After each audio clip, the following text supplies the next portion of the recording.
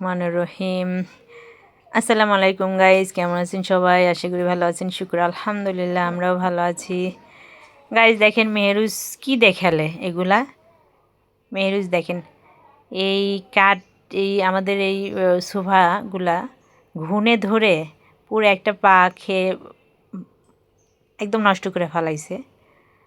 তো দেখেন আজকে আমাদের একটু কাঁঠালও নিয়ে আসছে। কাঁঠালটা তরকারি খাওয়ার কাঁঠাল। আমি আজকে গরু মাংস দিয়ে বুটের ডাউল দিয়ে রান্না করব, কাঁঠালটা কাটবো। তো এই সোফা গাইস, এই সোফা নিয়ে অনেক একটা ইতিহাস আছে। আমি যখন আমার মেহেরুজ পেটে, তখন আমি আমার শ্বশুরবাড়ি যাই। তো আমার শ্বশুরবাড়ির পাশেই গ্রামেই একটা ফার্নিচারের মেলা বসতো, এখনও মনে হয় বসে, যাই হোক। তো ওই মেলায় আমাকে নিয়ে গেছে আমার শ্বশুর, শাশুড়ি, আমার স্বামী ওই মেলা দেখতে নিয়ে গিয়েছিল। তো দেখেন গাইস, আমি মেহরুজের বাবার কাছ থেকে এই কাঁঠালটা জব দিয়ে নিচ্ছি। আর মেহরুজের বাবাকে বললাম যে তুমি আমার কাঁঠালটা একটু জব করে দাও, আমি তো আর পারবো না। দেখেন পরে হচ্ছে সেই মেলায় যায় আমার এই সোফা, তারপরে একটা খাট পছন্দ হয়। তো দামও খুব কম, মাত্র 7,000 টাকা পুরো সোফা সেট, আবার হচ্ছে একটা খাট।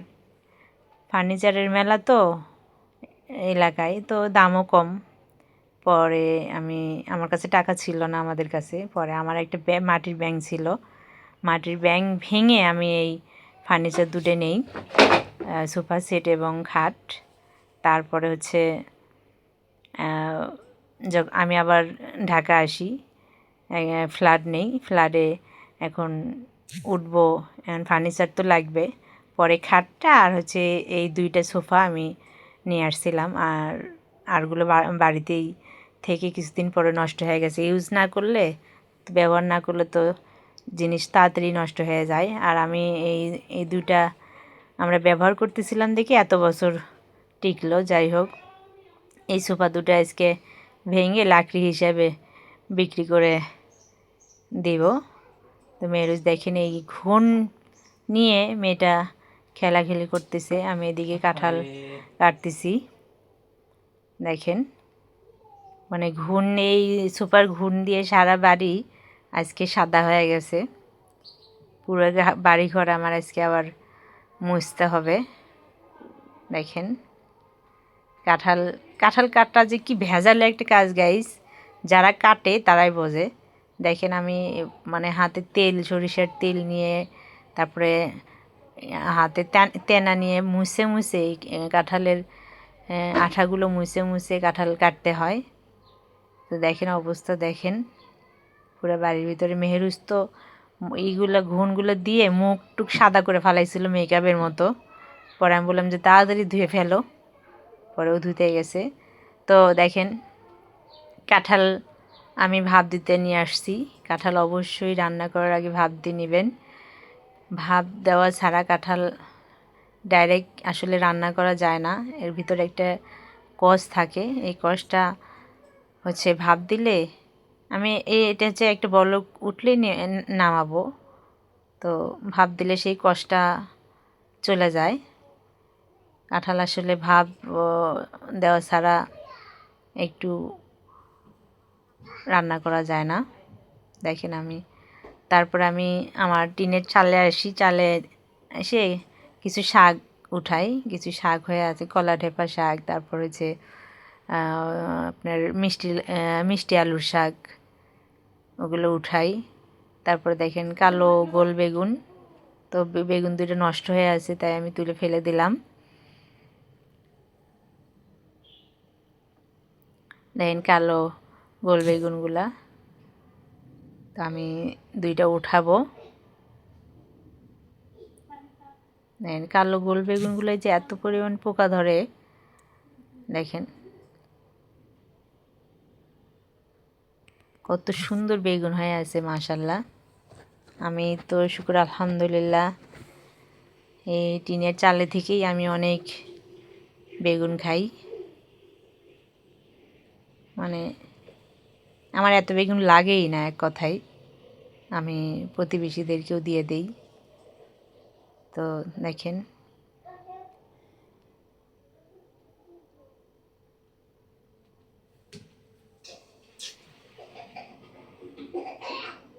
কলা ডাবের শাক বালতির ভিতরে হয়ে আছে, তাই আমি তুলতেছি।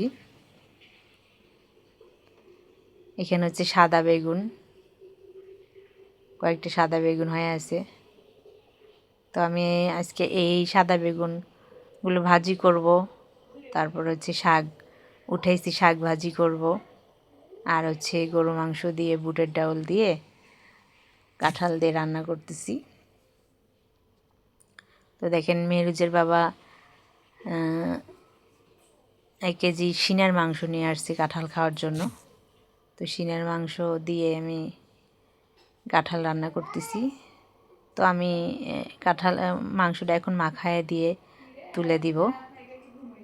তো দেখেন কাঁঠালগুলো মেহরুজের বাবা উঠাচ্ছে। কিছু কাঁঠাল আমি রান্না করার জন্য নিয়েছি, আর কিছু কাঁঠাল আমি রেখে দিচ্ছি যে আমার যখন অসময়ে যখন কাঁঠাল খেতে ইচ্ছে করবে তখন আমি কাঁঠাল রান্না করে খাবো। তো মেহরুজের বাবা বলতেছে যে আরেকটা কাঁঠাল এনে দিব, তুমি কেটে ভাপ দিয়ে রেখে দিও। তাই আমি বললাম এখানেই তো অনেক হয়েছে, একটা কাঁঠালই অনেকগুলো হয়েছে, পুরো এক ঝুড়ি হয়েছিল ওই এই দিয়ে।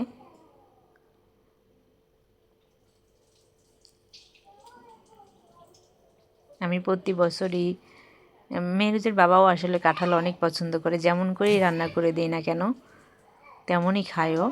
তো প্রতি বছরই 2-1টা কাঁঠাল আসলে কাটি, রান্না করি এবং রেখেও দেই ফ্রিজে।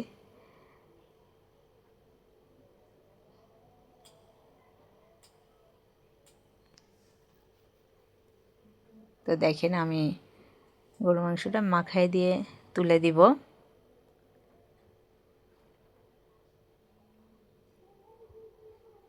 আসলে কাঁঠাল দিব তো এই জন্যে সব মাংসের ভিতরে সব মশলা একটু বেশি বেশি করে দিচ্ছি। গরিবের গোস্ততে তো আসলে অনেক মশলা লাগে, মশলা ছাড়া আসলে কাঁঠাল খাওয়া যায় না।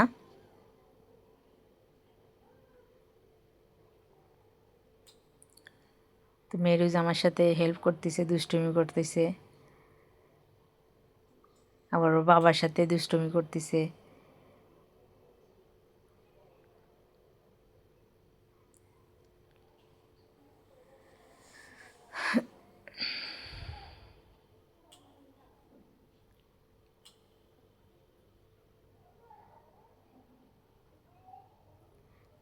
মাংসটা যখন এরকম কষা কষা হবে গাইস, তখন আমি দিয়ে দেবো বুটের ডাউল। বুটের ডাউলটা দিয়ে একটু কষায় নেব, নিয়ে তারপর এর ভিতরে দিয়ে দেব পানি।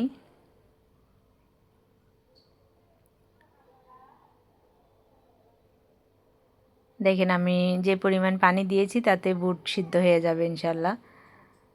বুটও তো আসলে সিদ্ধ হওয়ার দরকার। তো আমি ঢেকে দিলাম। দেখেন এই পর্যায়ে দেখেন বুটটা অনেকটাই হয়ে গেছে। আমি দেখাচ্ছি, হাতে টিপ দিয়ে দেখাচ্ছি, দেখেন এই যে দেখেন হাত দিয়ে এই দেখেন টিপে দিলে গলে যাচ্ছে।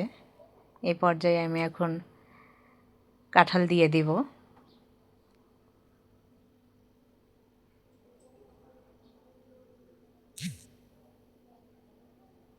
কাঁঠালগুলো দিয়ে দিলাম।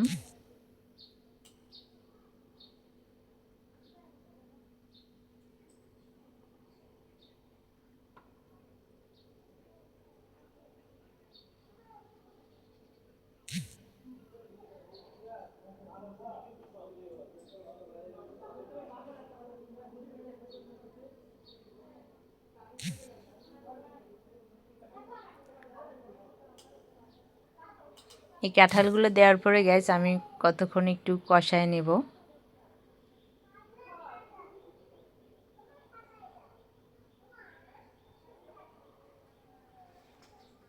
দেখেন আমার কাঁঠালের তরকারি হয়ে গেছে।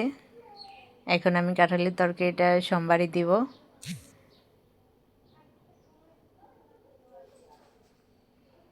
সোমবারিতে আমি কয়েকটা শুকনো মরিচ দিব মাঝখান দিয়ে কেটে।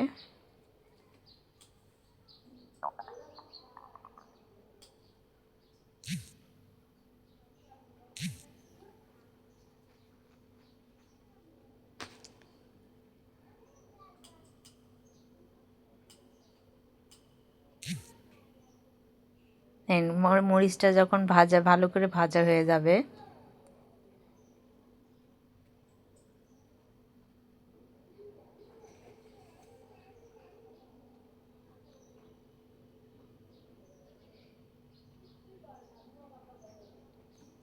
দেখেন আমি মরিচটা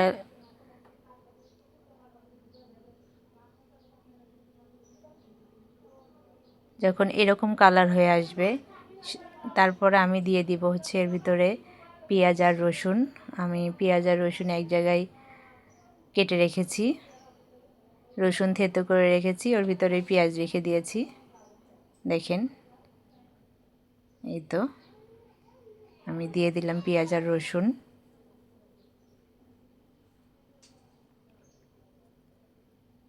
পেঁয়াজ আর রসুনগুলো অবশ্যই আমি লাল লাল করে ভেজে নিব।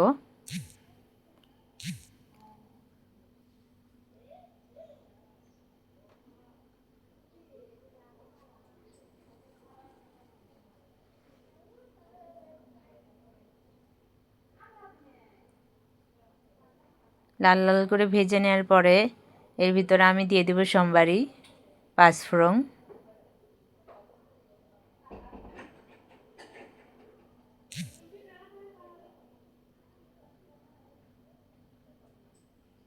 দেখেন আমি কি লাল লাল করে ভেজে নিলাম পেঁয়াজ রসুনগুলা, তারপরে পাঁচফোড়নগুলো দিয়ে দিলাম ওর ভিতরে। এখন আমি দিয়ে দিব আমার মাংসের তরকারির ভিতরে কাঁঠালের তরকারি।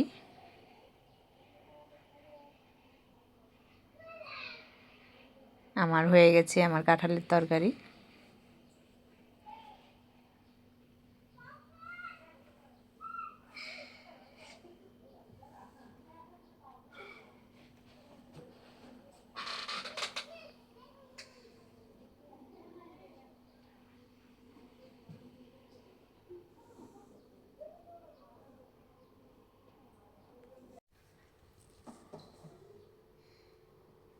তো দেখেন আমি লাস্টে আমি গোসল টোসল করে এসে আমি বেগুন ভাজি, আমার চালের শাক ভাজি দিয়ে খাওয়া শুরু করছি, যে কেমন হয়েছে। তো আমি খাচ্ছি, মেহরুজ অলরেডি খেয়ে শুয়ে আছে, ওর বাবা আর তন্ময় ওরাও নিচে বসে খাচ্ছে। তো ও তন্ময়ের বাবা বলছে আমাদেরকে ভিডিওর মধ্যে নিয়ে আসো না, তো তাই আমি নিজেই বললাম যে দাও আমি খেয়ে দেখি, তোমরা না বললা। তো তাই আমি নিজেই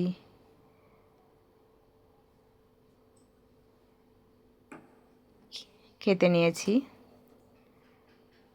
ওরাও আসলে নিচে বসে খাচ্ছে, ওরাও বলতেছে, মেরুজে বাবা বলতেছে তরকারি আসলে অনেক মজা হয়েছে। তো আমি বললাম যে আমি খেয়ে দেখি কেমন হয়েছে। পরে আমিও খাইতে নিলাম। আসলে আমরা এইভাবেই খাই, এলোমেলোভাবেই, একজনে এক জায়গায় বসে যে যখন যেভাবে খাইতে পারে আর কি, ওইভাবেই খাই।